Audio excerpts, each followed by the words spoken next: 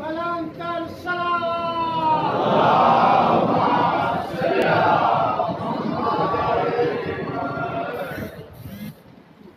اللہ من قرأ الفاتحہ بسم اللہ الرحمن الرحیم الحمد للہ رب العالمین الرحمن الرحیم مالک یوم الدین ایاک نعبد و ایاک نستعین اہدنا الصراط المستقیم صراط الذین انعمت علیہم غیر المغضوب علیہم ولا الضالین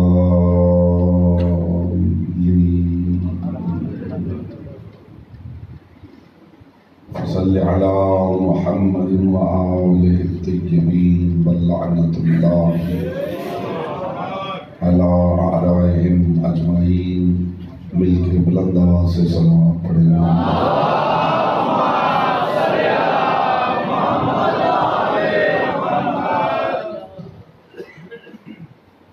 معصوم کا فرمان ہے کہ تلاوت درود دلوں کے نفاق کو دور کرتی ہے، عبادت سمجھتے ہوئے دل کی تھا گہرائیوں سے حویلی سیدہ کی شاعر شان بلند آواز سے صلوات کریں۔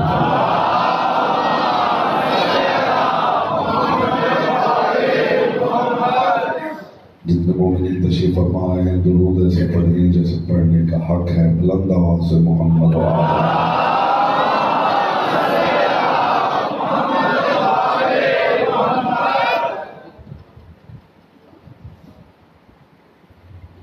اعوذ باللہ من الشیطان الرجیم بسم اللہ الرحمن الرحیم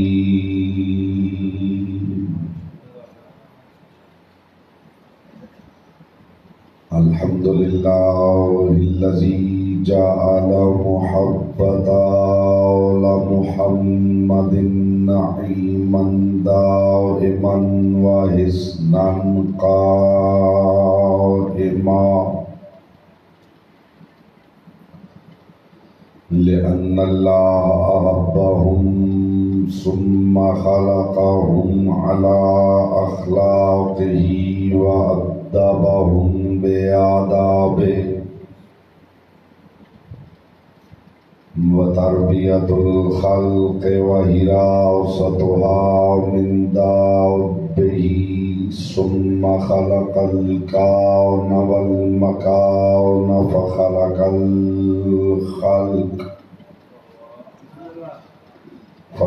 الخلق ذي حاجة وآهة وآفات صلوات اللہ۔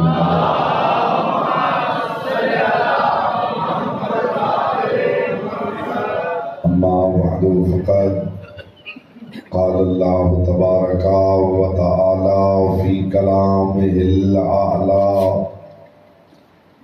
وكتابه المبين والمتين والحسين بسم الله الرحمن الرحيم شهد الله أنه لا إله إلا هو والملائكة وأولو العلم قائما بالقسط صلوات محمد۔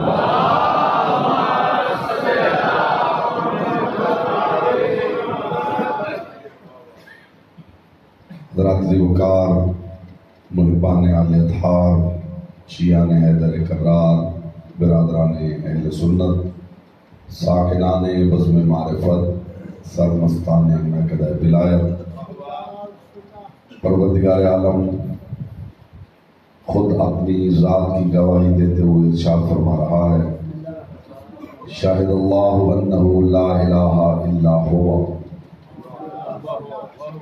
اللہ خود اس بات کا گواہ ہے کہ اس کے سوا کوئی معبود نہیں ہے۔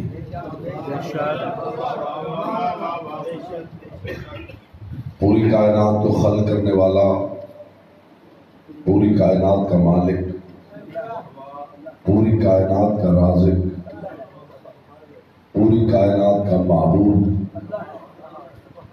جس نے اپنی قدرت سے پوری کائنات کو عدم سے ظہور بخشا ہے، ضرورت نہیں تھی کوئی اور گواہی دیتا، اس کی اپنی گواہی کافی تھی کہ اس کے سوا کوئی معبود نہیں۔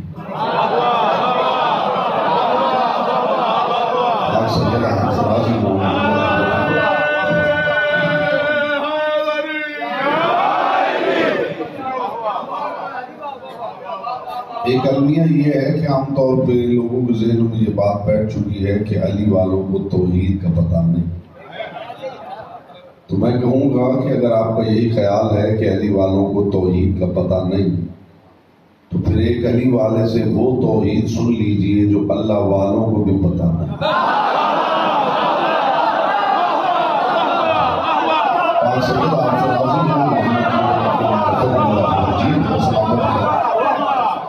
شاہد اللہ انہ لا الہ الا ہوا، اللہ خود گواہ ہے۔ جانتے ہیں کافی عرصے سے میں آپ کے درمیان خدمت کے لیے حاضر ہوتا ہوں، بکھرے ہوئے عقائد، پھسلی ہوئی باتیں نہ مجھے آتی ہیں نہ میں نے کبھی کی۔ میری کوشش ہوتی ہے کہ گفتگو کے بعد کچھ سمرے،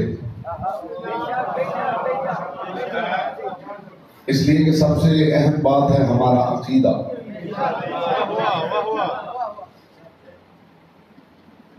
جڑ سوکھ جائے، پتے ہرے بھرے ہوں، پھول کھلے ہوئے ہوں، پھل بھی نظر آ رہا ہو، تو دیر پا نہیں ہو سکتا۔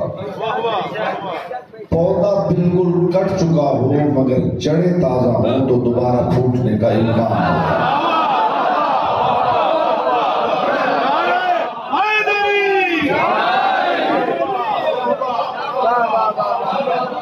اسی لیے ہماری کوشش ہے کہ کسی طرح جڑیں بچ جائیں۔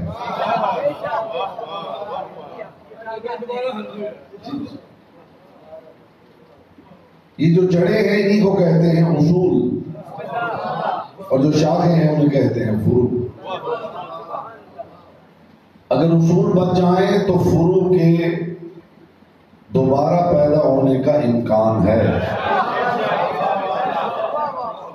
جس کی جڑیں ہی خشک ہو جائیں اس کے پھل نمائشی تو ہو سکتے ہو، کارآمد نہیں ہو سکتے۔ شاہد اللہ انہ لا الہ الا ہوا، اللہ خود گواہ ہے کہ اس کے سوا کوئی معبود نہیں۔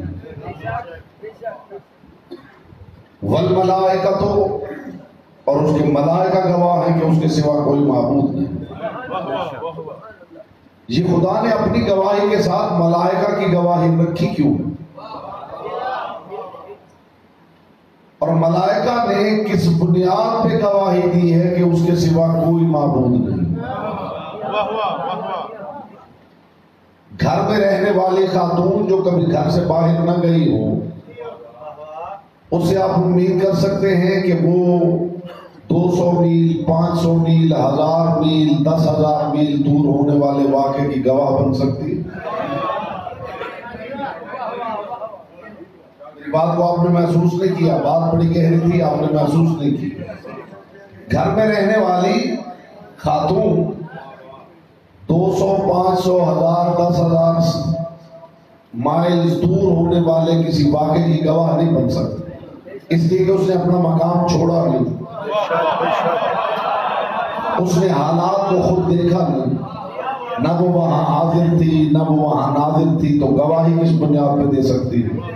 فرشتے جب سے خدا نے جس فرشتے کو خلق کیا ہے، جس کام پر معمور کیا ہے، اس کام میں منہمک ہے، اس کام میں مصروف ہے، اسے اس کام کے سوا کسی شے کا پتہ نہیں۔ اس نے کیسے گواہی دی ہے؟ میں گواہ ہوں کہ اللہ کے سوا کوئی معبود نہیں۔ میں وہ منظر دکھانے لگا ہوں جس منظر کے بعد فرشتے اس لائق ہوئے ہیں کہ وہ گواہی دے سکیں اللہ کے سوا کوئی معبود نہیں۔ اور یہ بات میں اپنے پاس سے نہیں کر رہا، کوئی خطیبانہ رنگ نہیں ہے، کسی ناول کی بات نہیں، کسی رسالے سے پیش نہیں کر رہا۔ جتنے حوالے آپ کہیں ہماری مستند کتابوں میں یہ روایت موجود ہے۔ معصوم فرماتے ہیں کہ جیسے ہی فرشتے خلق ہوئے، دیکھنے کے لیے سوائے ہمارے نور کے کچھ نہ تھا۔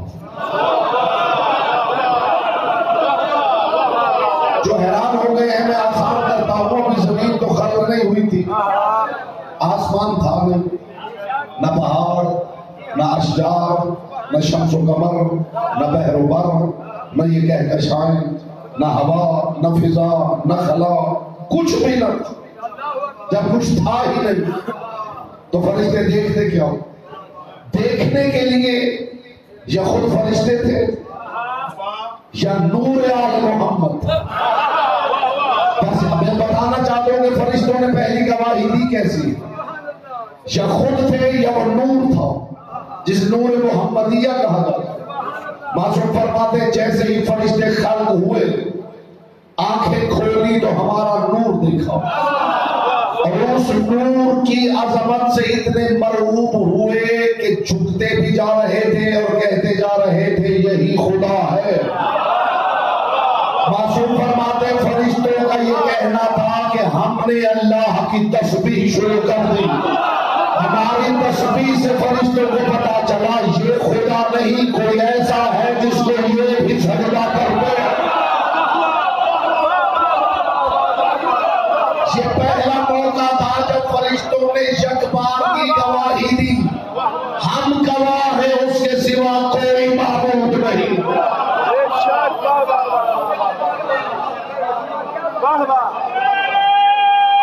ہم گواہ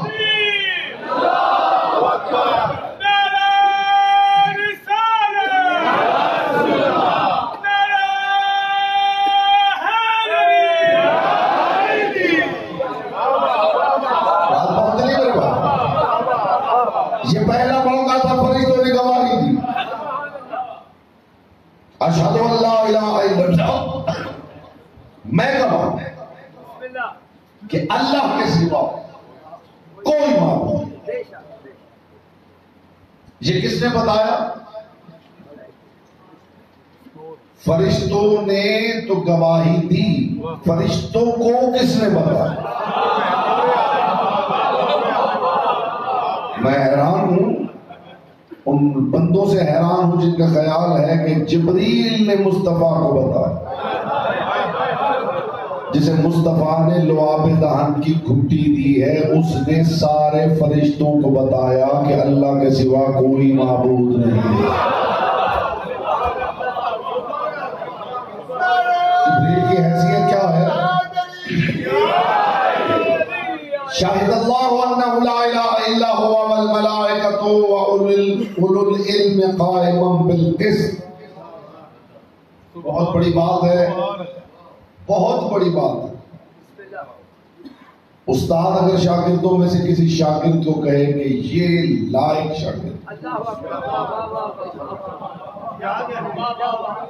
لوگ تو کہتے رہتے ہیں، گھر والے کہتے ہیں، محلہ دار کہتے ہیں، دوست احباب کہتے ہیں جن کا بیٹا ماشاءاللہ بڑا لائق ہے. یہ کوئی لائق ہونا نہیں. بہت سے نالائق ایسے لائق بنے ہیں. چلیے میں بھی انتظار کرتا ہوں، آپ بھی انتظار کیجیے، پھر دیکھتے ہیں آپ کی خاموشی جیتتی ہے یا آل محمد کا ذکر جیتتا ہے. تاریخ میں بڑے بڑے نالائق اسی طرح لائق بنے. اور کوئی نہیں بولا تو بیگم صاحبہ نے کہہ دیا، کیا کہہ رہی ہے کہ یہ بڑے عالم ہیں.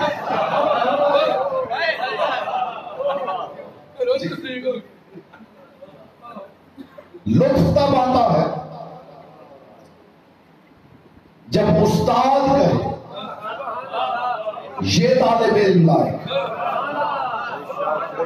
اور کہہ بھی استاد ہی سکتا، اسی کا حق ہے وہ بتائے کون لائق ہے کون نالائق. باپ کہہ دے کوئی معیار نہیں، ماں کہہ دے کوئی معیار نہیں، بھائی کہہ دے کوئی معیار نہیں، دوست کہہ دے کوئی معیار نہیں، سارا زمانہ مل کے کہہ دے کوئی معیار. استاد کہے تو معیار، اس لیے کہ جو کہہ رہا ہے اس کا اپنا کوئی معیار. ہمیں ضرورت نہیں ہے کون خلیفہ ہے، کون امام ہے، کون راہبر ہے، کون پیشوا ہے، کون کیا ہے، ہمیں اس سے کچھ لینا دینا نہیں. ہم تو منتظر رہتے ہیں کہ کہیں خدا کہے یہ نبی ہے، یہ امام ہے، یہ وسیع ہے، یہ خلیفہ۔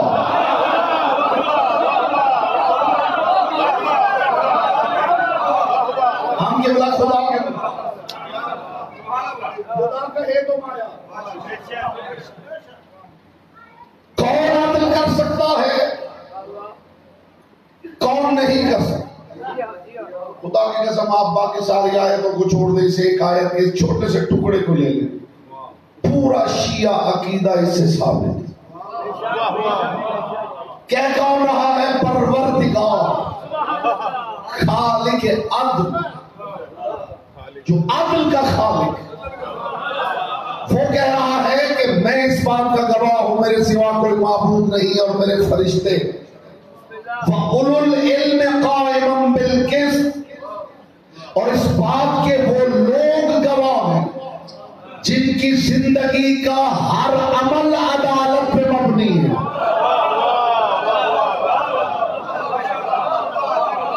عدالت کا مطلب ہے کوئی کام ویسے کیا جائے جیسے ہونا چاہیے۔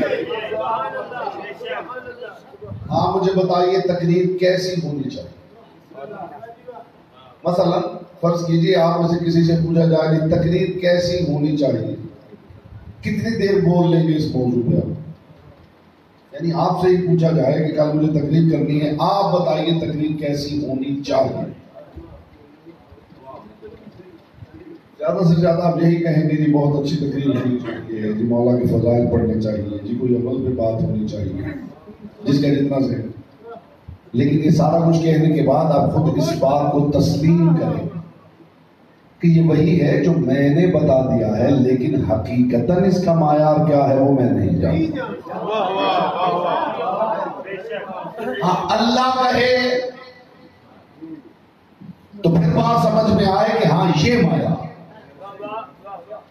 عدل کا مطلب ہے کام اس انداز سے کرنا، اس طریقے سے کرنا کہ خدا مان جائے کہ یہ کام ایسے ہی ہونا چاہیے۔ میں ایک آیت پیش کر دیتا ہوں، جو ابہام سمجھ رہے ہیں، جو تشویش محسوس کر رہے ہیں، ان کے لیے آیت پیش کر دیتا ہوں۔ ساری دنیا اللہ کی پاک کتاب کی تلاوت کر رہی ہے، پوری دنیا کے قاریان قرآن اللہ کی پاک کتاب کی تلاوت کر رہے ہیں، لیکن اسی کائنات میں کچھ لوگ ہیں جن کا قرآن میں خدا نے ذکر کیا ہے، الذین آتیناہم الکتاب یتلونہ حق تلاوتہ، جنہیں میں نے قرآن دیا ہے وہ تلاوت کرتے ہیں تو تلاوت کرنے کا حق ادا کر دوں۔ اب مجھے ایمان سے بتائیے جب اللہ نے کہہ دیا وہ تلاوت کرنے کا حق ادا کر دوں، پیچھے گنجائش بچتی ہے؟ اس کا مطلب ہے کہ انہوں نے تلاوت ایسے کی ہے کہ جس سے بہتر تلاوت ممکن ہی نہیں۔ اسے کہتے ہیں عدالت، اسے کہتے ہیں عدل، یعنی انہوں نے تلاوت قرآن کے ساتھ عدل کیا۔ یہ صرف ایک تلاوت کی بات ہے، اور اگر وہ کہے انہوں نے نماز ایسی پڑھی کہ پڑھنے کا حق ادا کر دیا،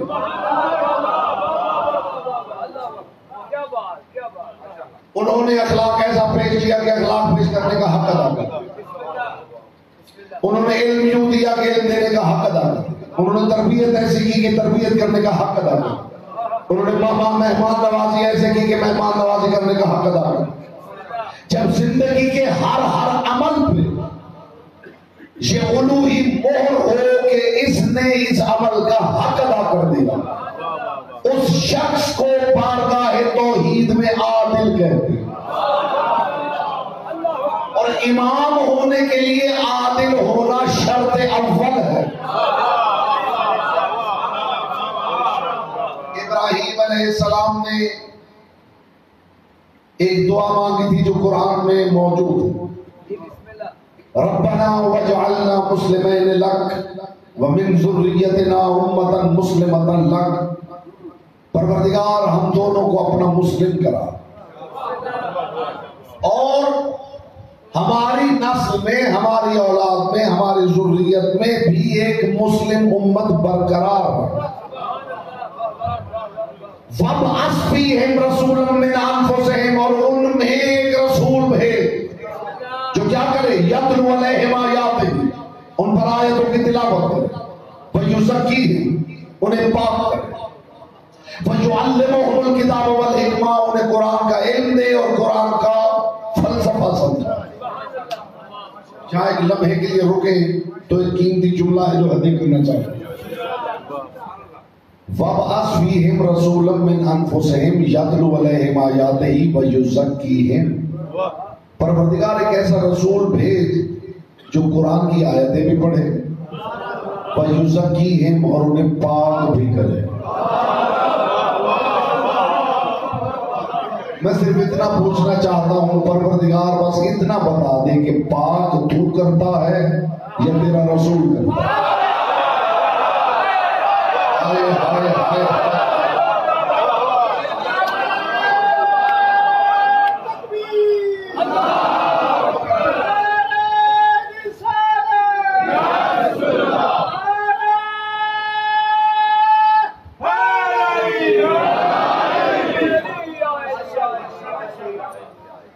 فیصلہ کر لیجئے، پاک رسول کرتا ہے یا خدا کرتا ہے؟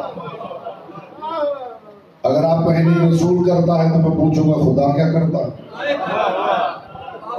اگر آپ کہیں خدا کرتا ہے تو میں پوچھوں گا خدا نے یزکیہم کیوں کہا ہے کہ میرا رسول پاک کرتا ہے؟ اگر آپ کہیں دونوں مل کے پاک کرتے ہیں تو میں کہوں گا اسی کا نام تو شرک۔ اسے آسان میں کہہ نہیں سکتا، کوئی وائٹ بورڈ لے آئے تو میں الجبر کے سوال کی طرح مسئلہ حل کروں۔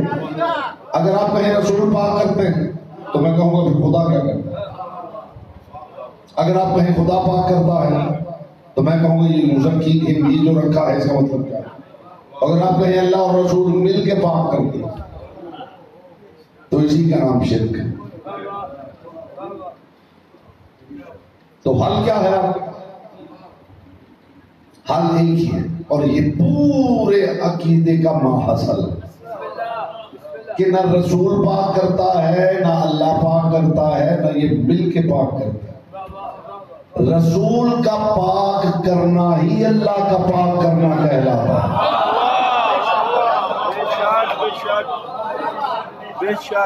یہ بھی ایک مصیبت ہے کہ جب تک بات کرنے کے بعد جو ہاتھ نہ مارا جائے، یوں نہ کیا جائے، تب تک آپ بھی کہتے ہیں ہمیں بھی کہہ دیں۔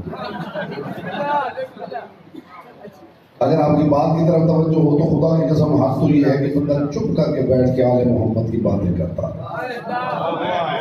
نہ آواز اونچی ہو، نہ بدن میں تھر تھراہٹ، نہ ہاتھ لہرائیں۔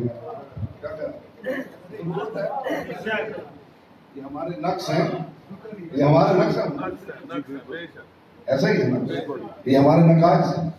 آل محمد کی باتیں تو ایسی ہیں کہ بس بندہ چپ کر کے آہستہ آہستہ ان کی باتیں کرتا رہے اور سننے والا جھومتا رہے اور سب جھومتا رہے۔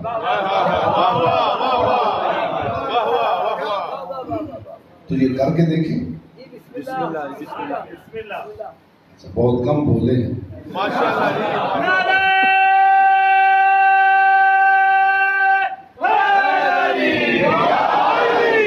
چلیے ایک لمحے کے لیے یہ کر کے دیکھتے ہیں کیا نتیجہ نکلتا ہے، شاید اچھا نتیجہ نکلتا ہے۔ میرے بھائی فرما رہے ہم سو جائیں گے، بات تو سچی ہے۔ بات تو نتیجہ کیا ہے؟ نتیجہ صرف یہ ہے کہ رسول کا پاک کرنا ہی خدا کا پاک کرنا کہلاتا ہے۔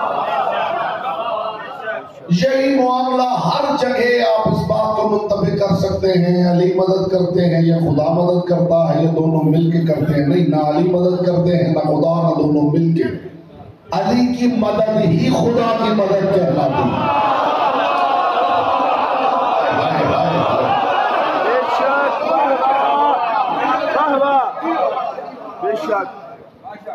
علی کی مدد ہی خدا کی مدد کہلاتی ہے۔ جس دن آپ نے علی کو خدا سے جدا کر کے سوچا کہ علی مدد کرتے ہیں،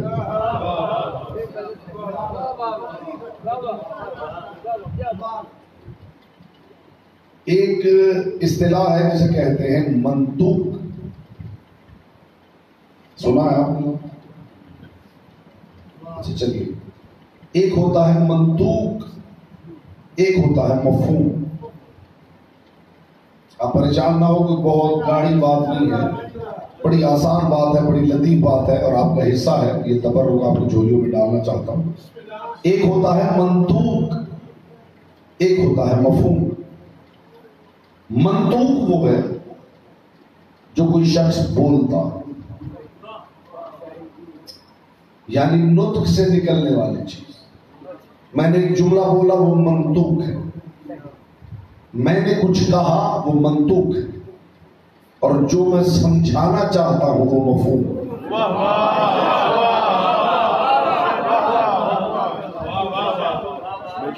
جو میں نے کہا ہے وہ منطوق ہے اور جو سمجھانا چاہتا ہوں وہ مفہوم ہے. فرق سمجھے آپ؟ منطوق کیا ہے، مفہوم کیا ہے؟ پائے بسم اللہ سے سینے والناس تک جو اب تک خاموش بیٹھا ہے اسے زبان کی عبادت کا موقع دے رہا ہے یہ غنی کی تقسیم. پائے بسم اللہ سے سینے والناس تک یہ سارا منطوق پروردگار ہے. اس کی بات کہاں سے لاؤ؟ مجھے علی کی پاک نالین سے اڑنے والی طاہر گرد کے چمکتے ہوئے مقدس تبرک کی قسم، پوری امت نے پورا علم لگا دیا ہے اور منطوق پروردگار نہیں سمجھ پائے. شیعہ حیدر کرار مفہوم پروردگار پہ بات کر رہے ہیں.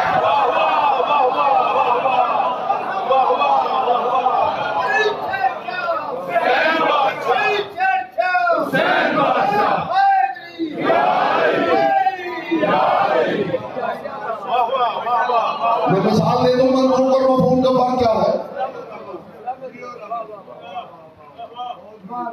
خدا بات کامل کی کر رہا ہوتا ہے،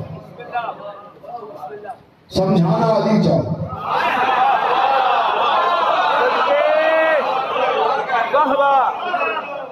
خدا بات دو دریاؤں کی کر رہا، شیر علی کی شادی کا پڑھ رہا.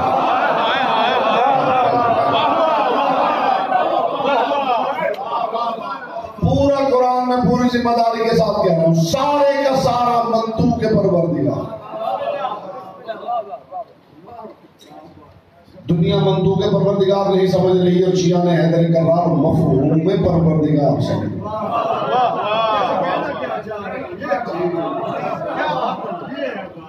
میں مثال دے دوں تاکہ بات اور آسان ہو جائے، اتنی آسان ہو جائے کہ بچے بھی سمجھیں. منطوق اور مفہوم کا فرق کیا ہے؟ کہ کہا کچھ ہے، کہنا کچھ چاہتا. جو کہا ہے وہ بالکل مختلف ہے اور جو کہنا چاہتا ہے وہ بالکل مختلف. بس میں رسالہ سجی ہوئی ہے اور کسی کو پکڑ کے لائے ہیں لوگ اور وہ شاعر ہے اور یا رسول اللہ یہ شاعر آپ کے خلاف شعر لکھتا.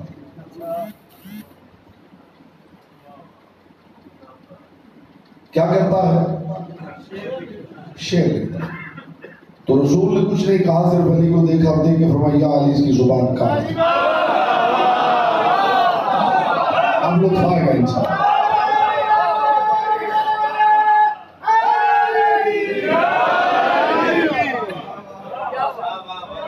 جو پیچھے تشریف فرما ہے ان کی فکر بھی شامل ہو تو نتیجہ دے گا.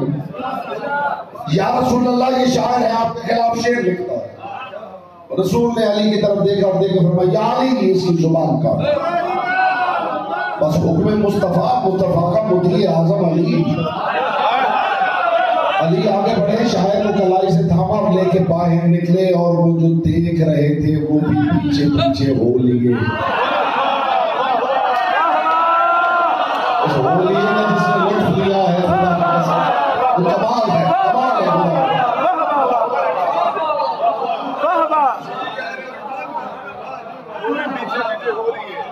علی اس کی کلائی تھام کے باہر نکلے اور یہ جو دیکھ رہے تھے یہ پیچھے پیچھے کہ دیکھتے ہیں علی کس چوراہے میں، کس گلی کے موڑ پر. اس شاعر کی زبان کاٹتے ہیں، چوراہا آیا، یہ رک کے دیکھ رہے تھے علی ابن ابی طالب نے دیناروں کی تھیلی. آپ اس کے بعد میں کھڑے ہو جائیں گے تو ہم کا سبب بتا دیں. علی نے دیناروں کی تھیلی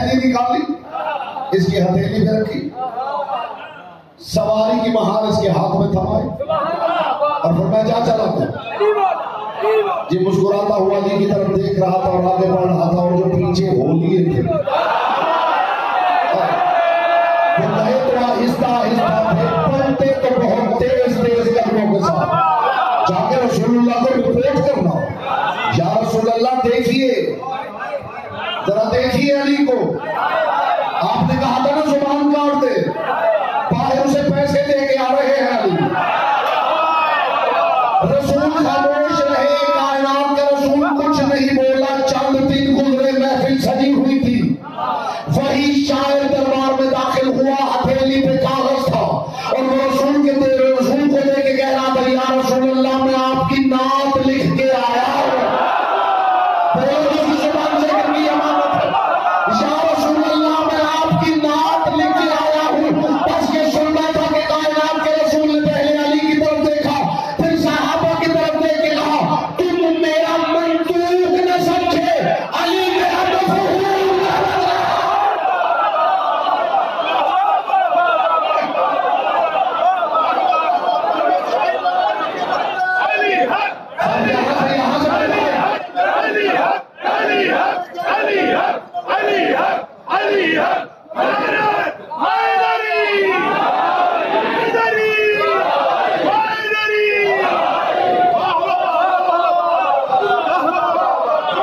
رسول نے فرمایا تم تو میرا منطوق نہ سمجھے۔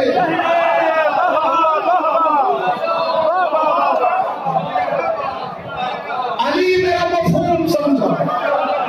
میں نے کہا کیا، میں کہنا کیا چاہتا ہوں۔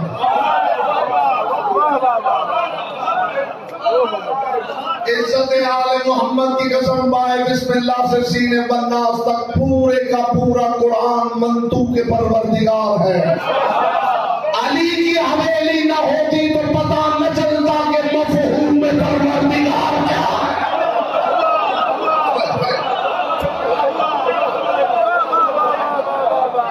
خدا کہنا ہے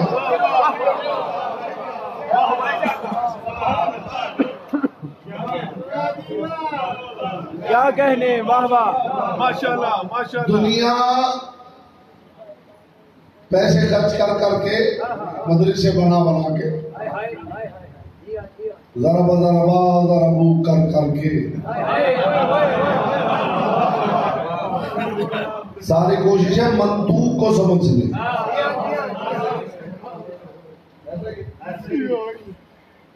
یہ جو حویلی سیدہ کے لوگ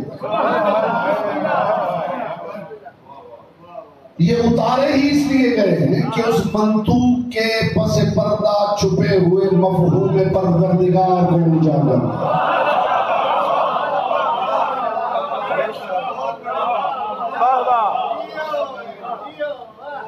بات میرے سامنے آ گئی ہے، مجھے خبر نہیں کون اس بات کی قدر کر سکے گا اور کون نہیں، باہر تو چکے آ گئی ہے تو میں ہدیہ کروں۔ کیا کہنے، واہ واہ۔ پروردگار اگر تیرا مفہوم سمجھانے کے لیے پوری حویلی درکار ہے تو تجھے منطوق اتارنے کی ضرورت کیا ہے؟ مفہوم ہی کیوں نہیں اتار دیتا؟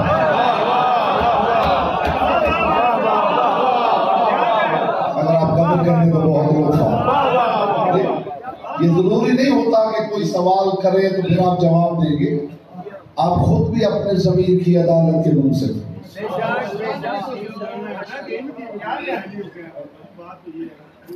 پروردگار اس منطوق کا مقصد ہی کیا ہے؟ مفہوم ہی کیوں نہیں اتارتے؟ خدا کی قسم یاد رکھیے، منطوق اور مفہوم میں یہ فرق ہوتا ہے کہ اگر مفہوم بیان کر دیا جائے تو مفہوم ایک ہی رہتا ہے۔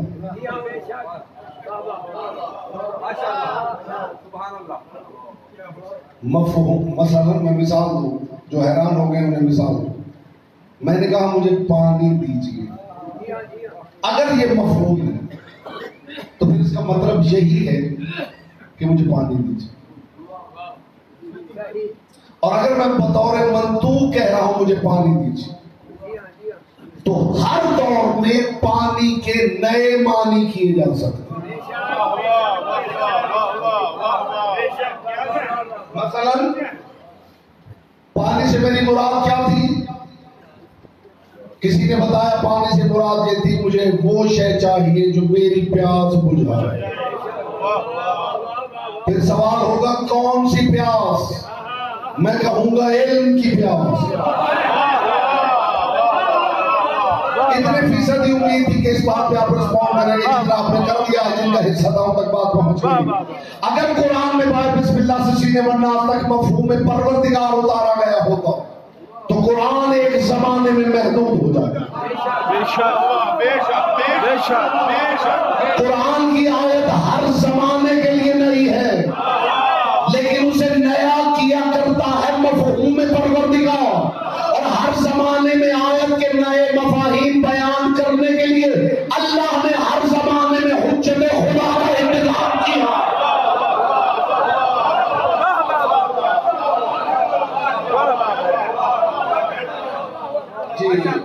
جس دور میں پانی پہ تحقیق ہوگی کل پانی صرف پیاس بجھانے کے کام آتا ہے۔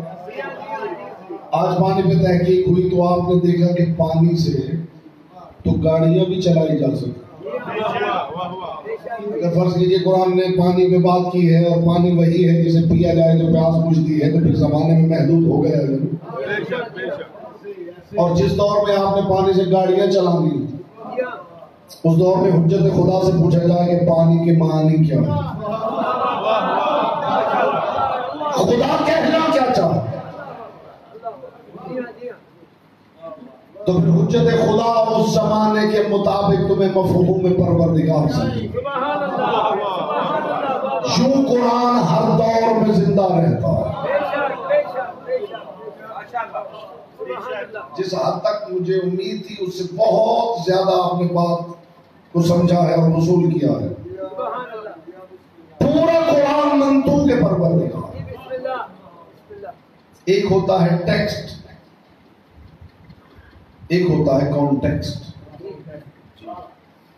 ایک کانٹیکسٹ ہوتا ہے، ایک کانٹیکسٹ۔ اسٹوڈنٹ تشریف فرما ہے وہ سمجھتے ہیں۔ ایک ہے ٹیکسٹ، ایک ہے کانٹیکسٹ۔ دھیمی آواز میں اونچی بات کر دوں۔ ٹیکسٹ کا مطلب ہے مثلا ٹیکسٹ تو آپ لکھتے بھی ہیں، فون پہ بھی ٹیکسٹ بھیجتے ہیں، کچھ بھی آپ نے لکھا، کوئی ایک جملہ، کوئی ایک فکر، وہ کہلاتا ہے ٹیکسٹ۔ اور جہاں وہ جملہ آپ نے رکھا ہے اس کے ارد گرد جو باتیں ہوئی ہیں وہ کہلاتا ہے کانٹیکسٹ۔ میں بات کر کے گزر جاؤں گا، تشریح نہیں کروں گا، انشاءاللہ آپ سمجھیں گے۔ زیر سامعین میرے سامنے تشریف فرما ہے۔ جیسے سورہ احزاب میں آئے تطہیر رکھی گئی کہ شاید کوئی کانٹیکسٹ کی وجہ سے مان لے کہ فلاں کے متعلق ہے۔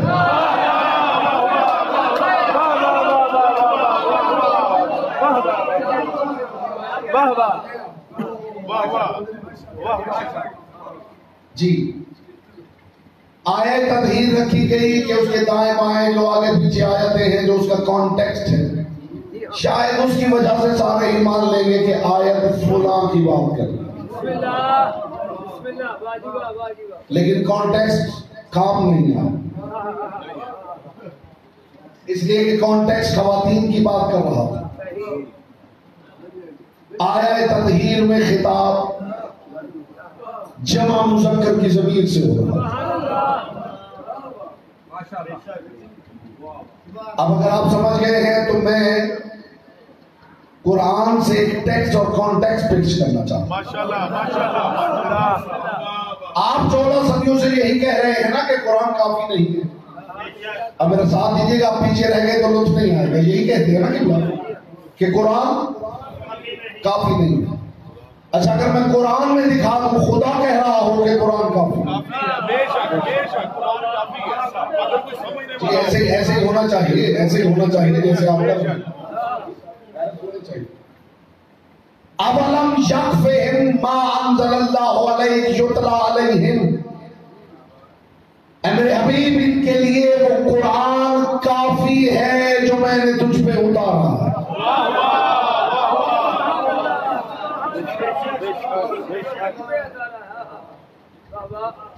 اَوَلَمْ यकफ़िहिम मा अंज़लल्लाहु अलैहि युतला अलैहि।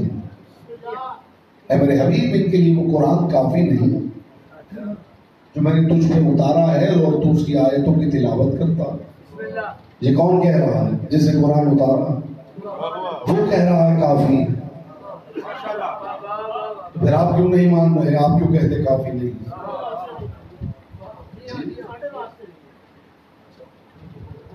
कुरान काफी है अगर समझने वाले हो। बड़ी अच्छी बात है। मेरे भाई ने कहा कि हमारे लिए काफी नहीं। उन्होंने फरमाया कि काफी है लेकिन उनके लिए जो इसे समझ सके, जो इसे समझ सकते हैं ना, वो खुदा की कसम ऐसे है कि ये ना भी होता तो वो सब समझते हैं।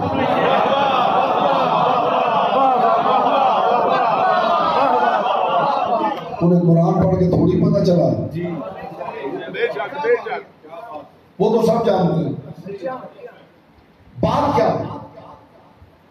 ये है टेक्स्ट। ये तब तक समझ में नहीं आएगा जब कॉन्टेक्स्ट देखेंगे तो पता चलेगा खुदा कहना क्या चाहता। मंतूक यही बता रहा है कि कुरान काफी है।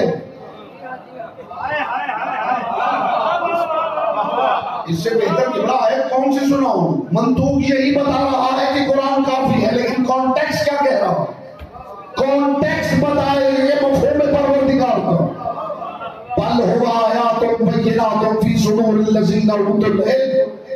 ये कुरान रोशन आयतों की सूरत में उन लोगों के सीने में बंद है जिन्हें मैंने इल्म अता किया।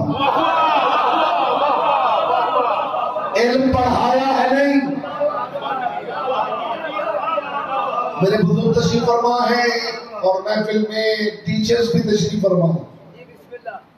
इल्म पढ़ाया जाता है या अता किया जाता है?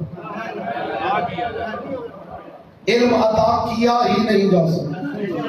अगर हो सकता है तो मेहरबानी कीजिए मुझे किसी अच्छे से टीचर से दिलवा दीजिए, बस मैं जाऊं और वो मुझे इल्म अता कर। हो सकता है? फिर कॉलेजेस का मतलब क्या है? फिर यूनिवर्सिटीज का मतलब क्या है?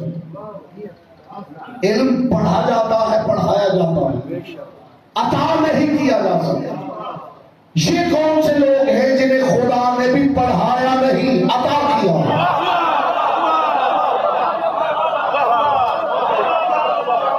अगर खुदा की कसम ये भी कह दिया जाता ना कि इन्हें खुदा ने पढ़ाया है तो ये ही बहुत बड़ी बात, छोटी बात है। लेकिन लुत्फ की बात यह है कि खुदा ने भी नहीं कहा कि मैंने पढ़ाया है, फरमाया मैंने अता किया। पढ़ाता तो जानते हैं क्या नुकसान होता। बच्चा जब पढ़ लेगा तो पढ़ लेगा, और जब पढ़ रहा होगा तो कुछ जानता होगा, किसी शय से जाहिल होगा।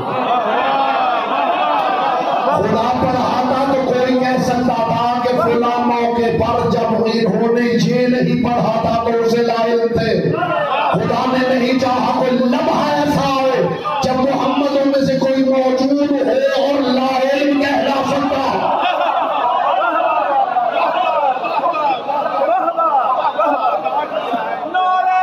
उसे तखलीक ही ऐसा किया कि इल्म के पैदा। आयत कह रही अवलम यकफ़िहिम, क्या वो कुरान जो मैंने तुझ पे उतारा है जिसकी तू आयतों की तिलावत करता है इनके लिए काफी नहीं?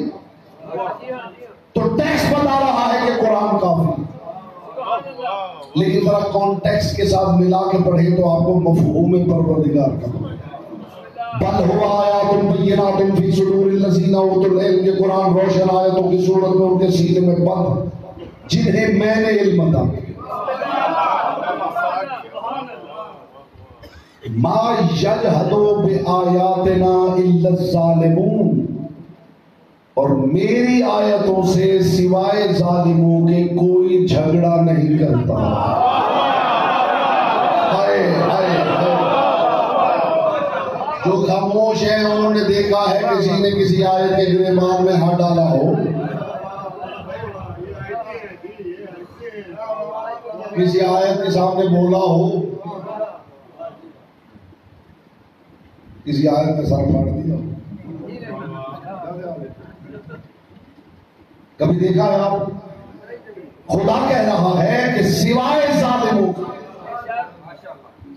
کوئی ایسا نہیں جو میری آیتوں سے جھگڑا کرتا.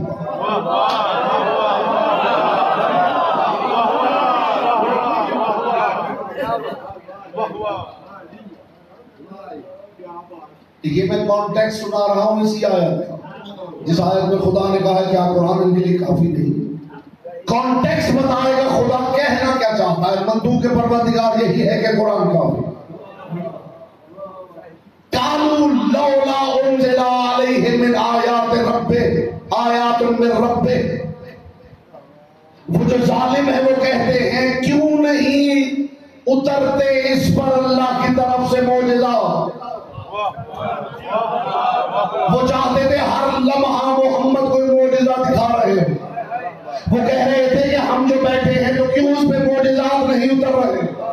اس کے جواب میں خدا نے ارشاد فرمایا اولم یکفہم. یہ جو کہتے محمد پہ ہر لمحہ معجزہ اترتا رہے، کیا ان کے لیے وہ قرآن کافی نہیں جو میں نے اتار دیا ہے؟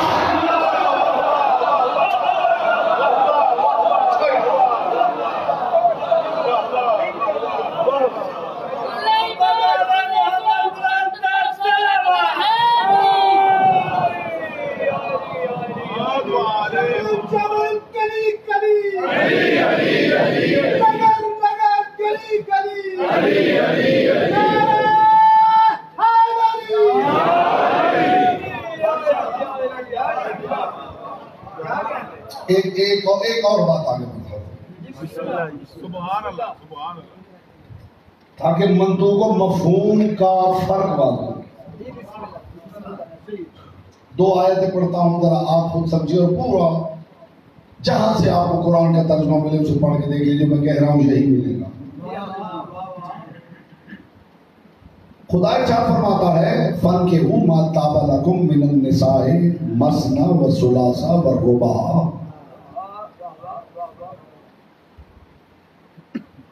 فَإِنْ خِفْتُمْ أَن تَعْدِلُوا فَوَاحِدَةً. میں تمہیں اجازت دیتا ہوں 2 عقد کرنے کی، 3 عقد کرنے کی، 4 عقد کرنے کی.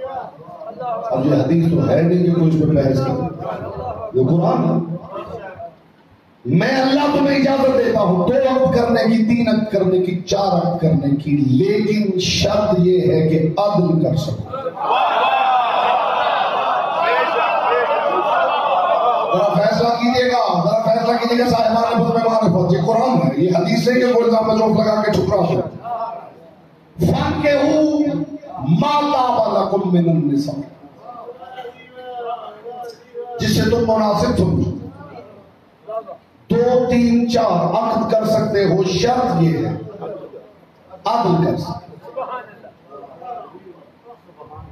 اور دوسری آیت میں ارشاد فرما رہا ہے وَلَن تَسْتَطِيعُوا أَن تَعْدِلُوا بَيْنَ النِّسَاءِ. میں خدا کہہ رہا ہوں کہ تم عورتوں کے درمیان عدل کرنے کی صلاحیت رکھتے ہیں. اب مجھے کیا خبر کون کیا لے کے جائے گا اس بات سے. ذرا میرے بزرگ فیصلہ کریں، ذرا مل کے، جیسے فیملی میں بیٹھ کے بہن بھائی، والدین، بھتیجے، بھانجے سب مل کے بیٹھ کے گفتگو کرتے ہیں. شیعہ نے حیدر کرار ایک خاندان کی طرح مل کے ذرا ایک فیصلہ کرتے ہیں. ایک آیت میں خدا ارشاد فرما رہا ہے کہ یہ تم نکاح کر سکتے ہو اگر عدل کر سکتے، اور دوسری آیت میں کہہ رہا ہے کہ تم میں عدل کرنے کی صلاحیت ہے. نتیجہ کیا نکلا؟ نتیجہ کیا؟ اجازت ہے؟ نہیں، میں آپ سے پوچھ رہا ہوں نتیجہ کیا نکلا؟ یہ بالکل ایسا ہی ہے جیسے آپ میرے پاس تشریف لائیں کہ مولانا صاحب میں فلاں جگہ جانا چاہتا ہوں، مجھے گاڑی چاہیے. میں کہوں جناب آپ جی چابی دیجیے جائیے، بس شرط یہ ہے کہ آپ کے پاس ڈرائیونگ لائسنس ہونا چاہیے. مگر میں جانتا ہوں کہ آپ کے پاس ڈرائیونگ لائسنس نہیں ہے، تو بتائیے نتیجہ تک میں گاڑی دے رہا ہوں یا نہیں؟ نہیں آپ سو گئے ہیں تو پھر لطف کیا ہے؟ لطف نہیں آیا خدا کی قسم. بسم اللہ وہ تشریف لائیے. واہ واہ واہ ایک سلوات پڑھ لیجیے بلند آواز سے محمد وعلیہ آلہ. چلے آپ تو قبلہ تشریف لے آئے ہیں. جب کلاس روم میں ٹیچر تشریف لے آئے بچوں کے مسائل تو حل ہو جاتے ہیں. اور اللہ ہمارا مسئلہ آپ کا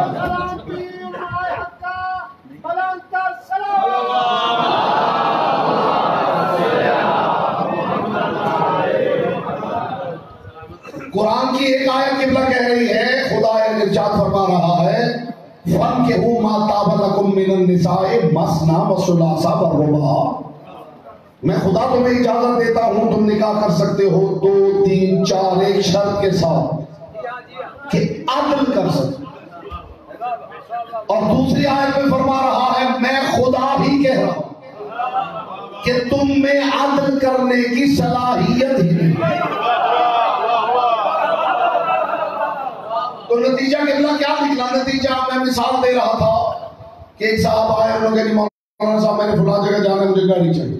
میں نے کہا جی گاڑی لے جائے گی لیکن ایک شرط ہے کہ آپ کے پاس ڈرائیونگ لائسنس ہو. لیکن میں جانتا ہوں کہ آپ کے پاس ڈرائیونگ لائسنس نہیں ہے. تو نتیجے میں گاڑی دے رہا ہوں یا نہیں؟ سب کا فیصلہ یہی ہے کہ گاڑی نہیں دے رہا. تو پھر ان دونوں آیتوں کو ملائے تو نتیجہ کیا نکلتا؟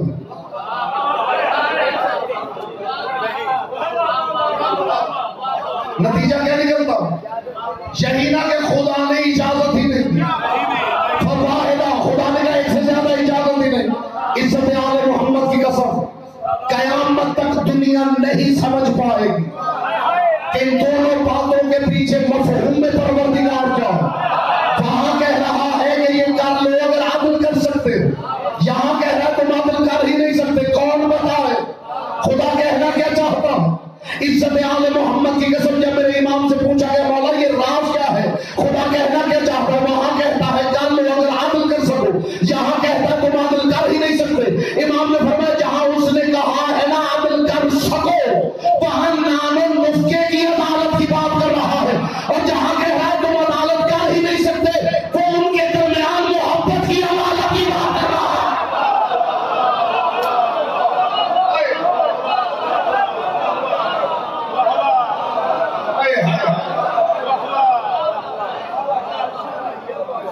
امام نے فرمایا جہاں خدا کہہ رہا ہے نا 2 3 4 نکاح کر لو اگر عدل کر سکتے ہو تو وہاں خدا نام و نفقے کے عدل کی بات کر رہا ہے. میاں کسی کو لانا ہے تو اس قابل ہو کہ اسے کھلا بھی سکو.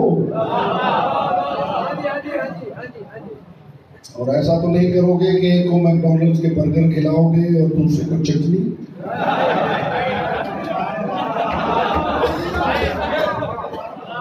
بات گھر کو آتی ہو تو پھر یہی رسپانس. ایسا اگر کرنا چاہتے ہو تو پھر مطلب کسی کے لیے برانڈڈ لباس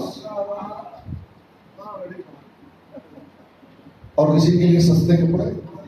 اگر یہ پروگرام ہے تو میں خدا تمہیں اجازت ہی نہیں. اگر معاملات میں عدل کر سکتے ہو تو پھر کر سکتے. اور معصوم نے فرمایا جہاں خدا نے کہا نا تم میں عدل کرنے کی صلاحیت ہے تو خدا نے ان کے درمیان برابر کی محبت کرنے کی صلاحیت کا انکار کیا ہے. مولا سبب کیا ہے؟ امام نے فرمایا اگر ازواج زیادہ ہو تو ان میں برابر محبت کرنے کے لیے حجت خدا ہونا ضروری ہے.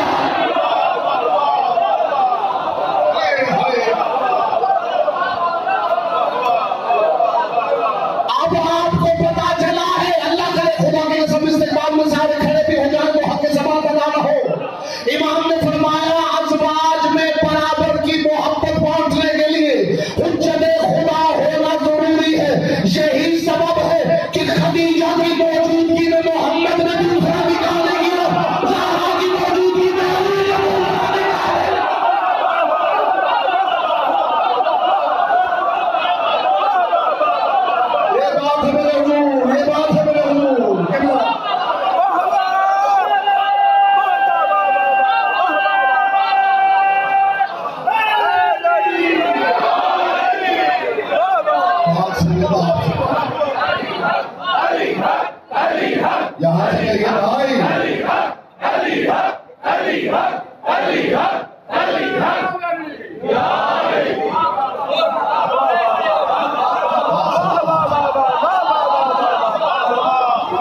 محسوس کیا آپ نے منتوں کے پروردگار اور مفعول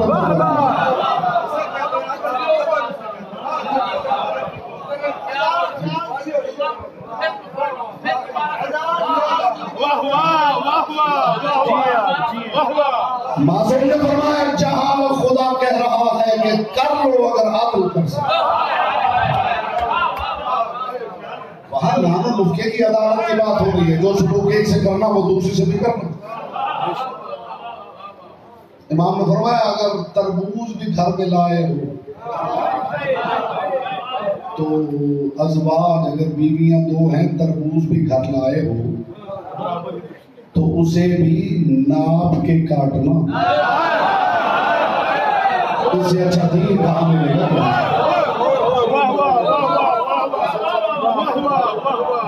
کہاں سے ملے گا؟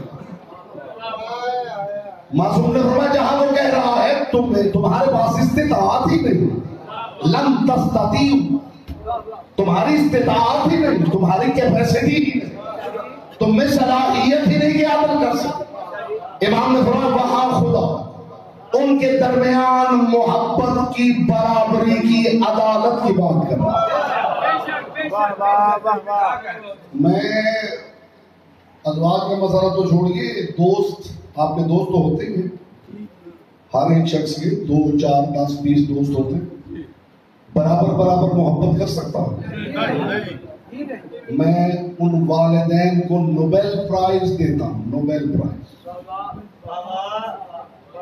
جو اپنی اولاد کے ساتھ برابر کی محبت کر کے دکھائیں۔ اس سے بڑی بات میں کر ہی نہیں سکتا۔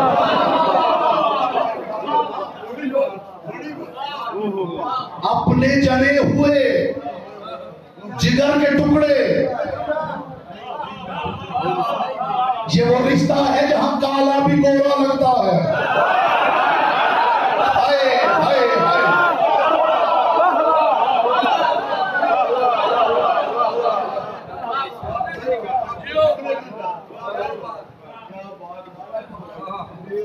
آپ کے نالج میں اگر کوئی والدین ہوں تو مجھے ضرور مل پائے تاکہ میں ان سے کوئی معرفت حاصل۔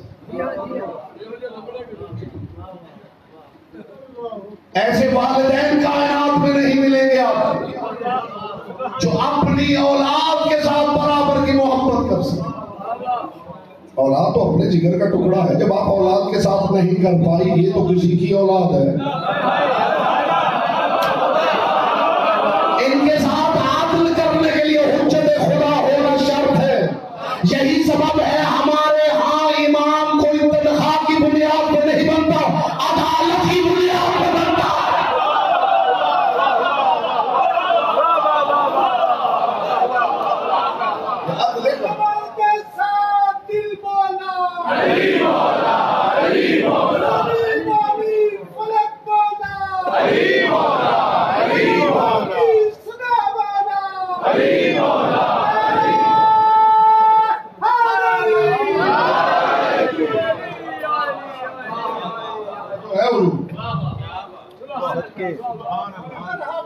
خدا کہتا کیا ہے اور کہنا کیا چاہتا ہے،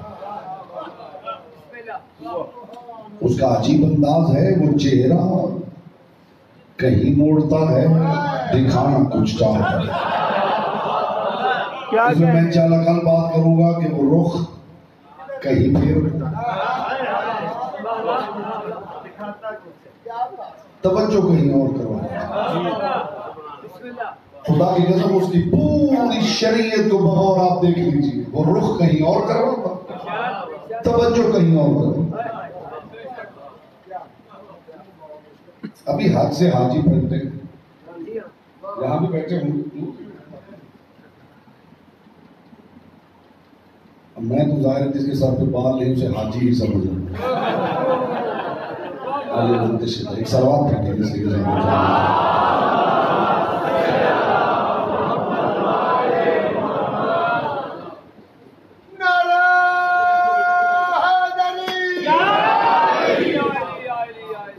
توجہ ہے صاحبان محبوبان۔ تو حاجی کی سب سے بڑی پہچان یہی ہے کہ اس کے سر پہ بال ہو. جی میں تو اس وقت یہ سمجھ رہا ہوں چونکہ حج کا موسم ابھی نہیں ختم ہوا. وہ رخ کہیں اور کرواتا, توجہ کہیں اور کرواتا. خدا کی قسم اس نے حاجی کا رخ پھیرا ہے کعبے کی طرف.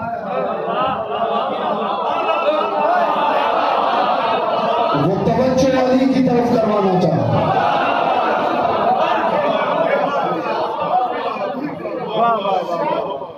اس نے رخ پھیرا ہے مینا کی طرف, وہ توجہ کربلا کی طرف کروانا چاہتا.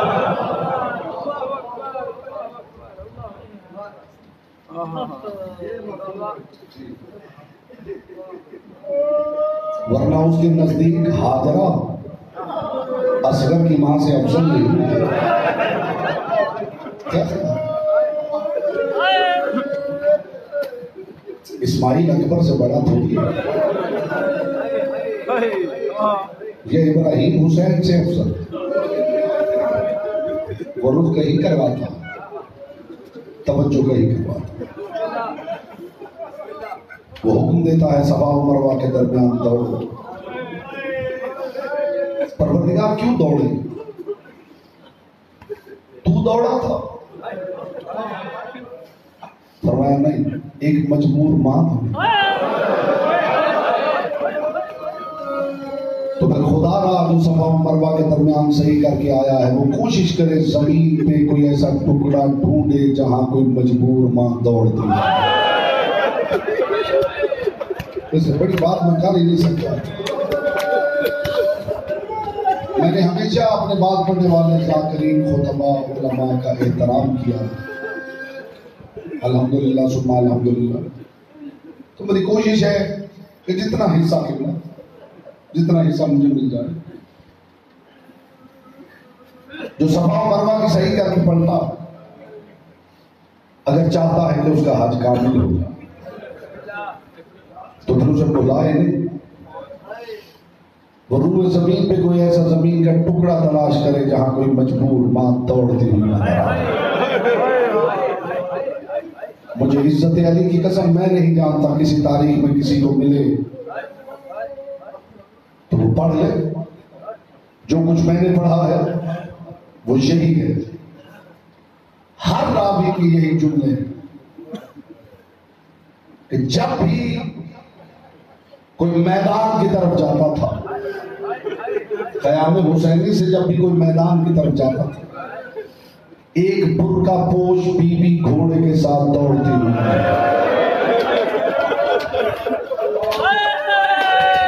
میں شاید اسی جملے پہ چھوڑ دوں, جب مسلم کے بچوں کے لاشیں بھی دریا میں پھینکے گئے, دونوں لاشیں ملتے ملتے آپس میں مل گئے اور دریا کے دھارے کے خلاف بہنے لگے.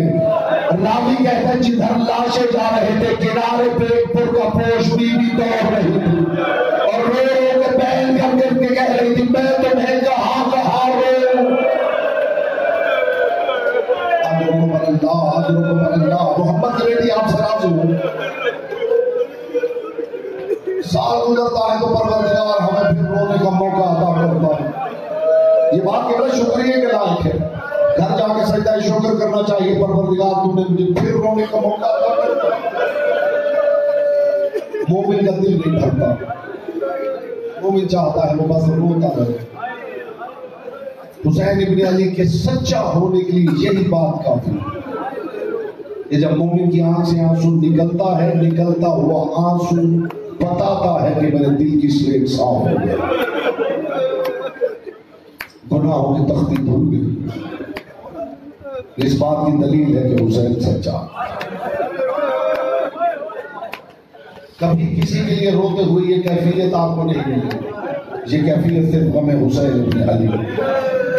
ادھر آنکھ سے آنسو نکلتا ہے, یوں لگتا ہے جیسے گناہوں کی سلیٹ صاف ہو گئی, یوں لگتا ہے جیسے ابھی مر جاؤں تو جنت میں خدا زمرد کے پر آتا ہے.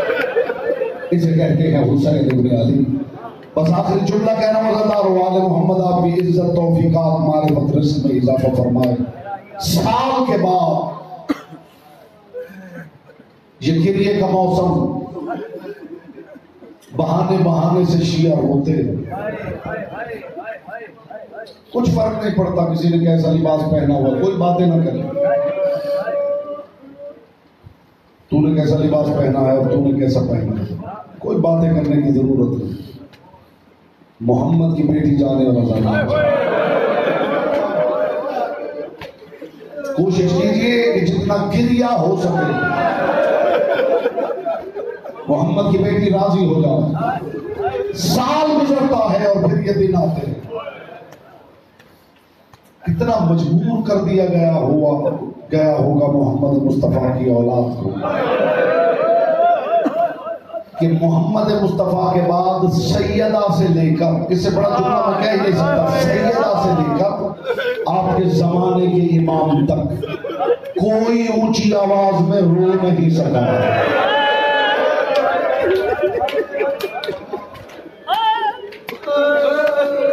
کسی دور میں کوئی اونچی آواز سے رو نہیں سکا۔